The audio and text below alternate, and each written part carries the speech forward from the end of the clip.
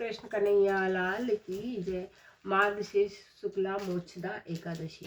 युधिष्ठिर बोले, हे कृष्ण भगवान, आप मुझे 26 एकादशी के नाम महत्व विधि बतलाइए था, किस देवता का पूजन करना चाहिए अभी कहिए। भगवान जी बोले, मार्गशीर्ष नाम शुक्ल पक्ष की एकादशी का नाम मोक्षदा है। यथा नाम गुण अर्थात मोक्ष देने वाला व्रत है। 12 मासों में मैं मार्गशीर्ष को उत्तम मानता हूँ।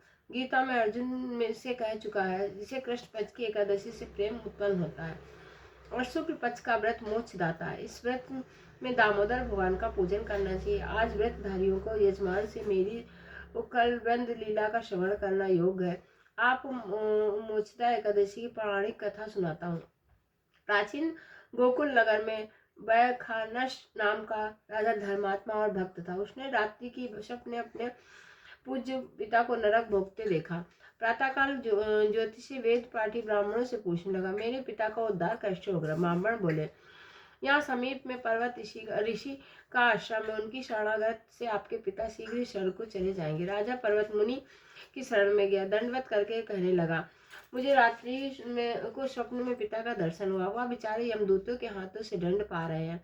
आप अपने योग बल से बताइए, उनकी मुक्ति किस साधन से शीघ्र होगी। मुनि ने विचार कर कहा, धर्म कर्म सब देरी से सफल देने वाले हैं।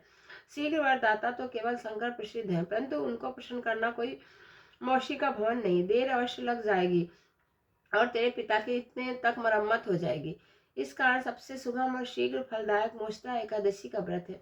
इसे विधि संयुक्त परिवार सहित करके पिता को संकल्प कर दो, निश्चय उनकी मुक्ति होगी। राजा ने कुटुंब सहित मोक्षदा एकादशी व्रत करके फल पिता को अर्पण किया। इसके प्रभाव से वह स्वर्ग को चाहता चला गया। मोक्षदा एकादशी का महत्व सुनता है, उसे वाजपेयी यज्ञ का फल मिलता है। इस दिन तुलसी की मंजरी या धूप दीप से दामोदर भगवान की पूजा की जाती है। इस दिन बिल्व पत्र का सागर लेना चाहिए। जय कृष्ण कन्हैया लाल की जय।